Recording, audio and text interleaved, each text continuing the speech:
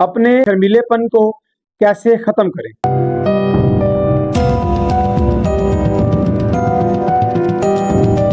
बहुत से स्टूडेंट्स जब अपनी एजुकेशन कंप्लीट कर लेते हैं और जॉब लेने के लिए जाते हैं तो इंटरव्यू में उनको अपने शर्मीलेपन की वजह से रिजेक्ट कर दिया जाता है कि वो ठीक से गुफ्तगू नहीं कर पाते।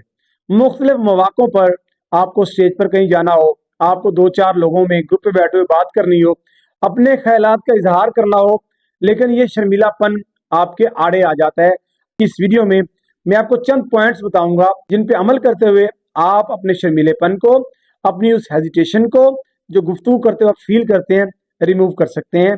बिस्मिल्लाहिर्रहमानिर्रहीम, अस्सलाम वालेकुम दोस्तों, मैं इजाज़ अहमद बाजवा। आज का ये पहला पॉइंट कि अपने शर्मीलेपन को हम खत्म कैसे कर सकते हैं। सबसे पहले तो याद रखिएगा कि ये एक राज है, आपकी पर्सनैलिटी में ये एक राज है कि आपको इल्म है, दूसरों को इल्म नहीं है कि आप शर्मीले हैं। जाहिर सी बात है, पहली बार अगर आप किसी शख्स को मिलते हैं तो उसको कोई अंदाजा नहीं होता कि आपके अंदर कॉन्फिडेंस की कमी है या आप शर्मीले हैं। तो अपना जो आपका प्रॉब्लम है, जो वीक पॉइंट है आपका, अपनी पर्सनैलिटी का, आपकी का, वो आप दूसरों को मत बताएं।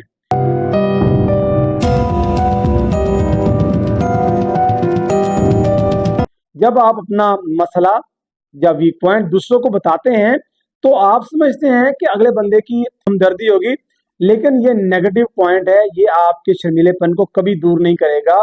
क्योंकि सामने वाला बंदा जब भी आपसे गुफ्तगू करेगा, बात करेगा, तो ये समझेगा कि आपने उसको अपना मसला बताया हुआ है कि आप बात नहीं कर सकते, आप हेजिटेशन फील करते हैं, आप शर्मीलेपन का शिकार हैं। तो पहला ये काम आपने बिल्कुल नहीं करना। नंबर 2, दूसरा काम, जो पीपल रिजेक्शन है ना, उसको एक्सेप्ट करना है। अगर कहीं महफिल में, किसी प्रोग्राम में, किसी ग्रुप में, कहीं पे बैठते हैं, दोस्तों में, सर्कल में बात होती है और लोग आपको रिजेक्ट करते हैं। रिजेक्ट से मुराद ये है कि आपकी बात से इख्तलाफ करते हैं या आप पे तनकीद करते हैं, तो उसको मुस्कुरा के आपने एक्सेप्ट करना है। आगे से आपने रिएक्शन नहीं करना। कहा जाता है कि हर एक्शन का रिएक्शन होता है, लेकिन समझदार और अक्लमंद लोग वही हैं जो एक्शन का रिएक्शन फौरन नहीं करते, बल्कि उसको पोस्टपोन करते हैं। और फिर with the passage of time, time is a great healer actually. वक्त जो बड़ा मरहम है, आहिस्ता आहिस्ता वो आपको ठीक कर देता है। ये जो रिजेक्शन है, पीपल रिजेक्शन, ये आपने देखना है कि लोग आपको रिजेक्ट ना करें, करते हैं तो उसको एक्सेप्ट करें।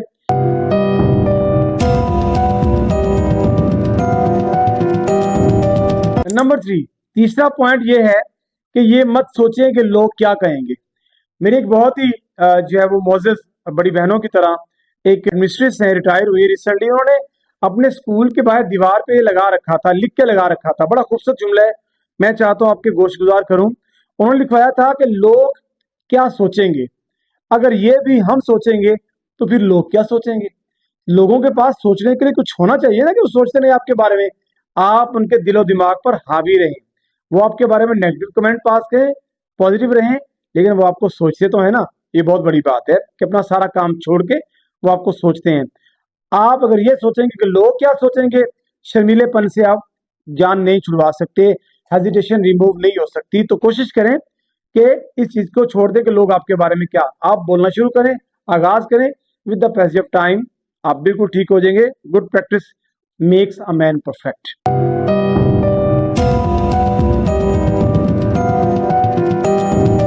नंबर 4, जब भी किसी से मिले तो दो काम लाजमी करें। नंबर 4 में दो चीजें आती हैं। वार्मली हैंडशेक करें, बड़े बड़े गर्मजोशी से हाथ मिलाएं या बगल गिरूं। दूसरा, आई कांटेक्ट, जब भी गुफ्तगू करें सामने वाले की आंख में आंख मिलाएं, आंखों में आंखें मिलाएं, ताकि उसको एहसास हो आपकी मौजूदगी का।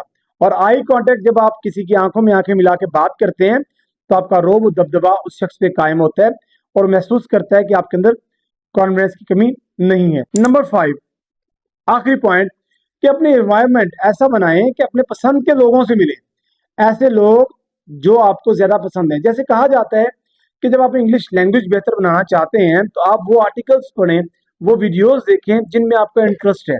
मैं एग्जांपल देता हूँ, आप क्रिकेट मैच देख रहे हैं, आपको इंग्लिश लैंग्वेज नहीं आती, लेकिन उसके बावजूद देखते चले जा रहे हैं, देखते चले जा रहे हैं, पूरा मैच आप समझ रहे हैं, आपको पता चल रहा है कौन सी टीम जीत रही है, कौन सी टीम हार रही है, किसके रन्स कितने हैं, किसके आउट कितने हुए हैं। तो जब ये हो रहा है तो इसका मतलब ये है कि आपकी बोलने की हेजिटेशन तभी रिमूव होगी। ये शाइनेस, ये शर्मिलापन, तभी दूर होगा जब आप अपने पसंद के लोगों में बैठेंगे, अपने उन दोस्तों के पास जाएं जो आपको सपोर्ट करते हैं, जो पॉजिटिव है, नेगेटिव नहीं है। जब उन लोगों के पास बैठेंगे जो आपकी राय का एहतराम करते हैं, तो आहिस्ता आहिस्ता आप देखेंगे कि आपकी ये शाइनेस खत्म होती चली जाएगी। इन 5 पॉइंट्स पे अमल कर लें, यकीनी तौर पर आपके अंदर कॉन्फिडेंस इतना ज्यादा आ जाएगा कि हैरान हो जाएंगे। Thank you.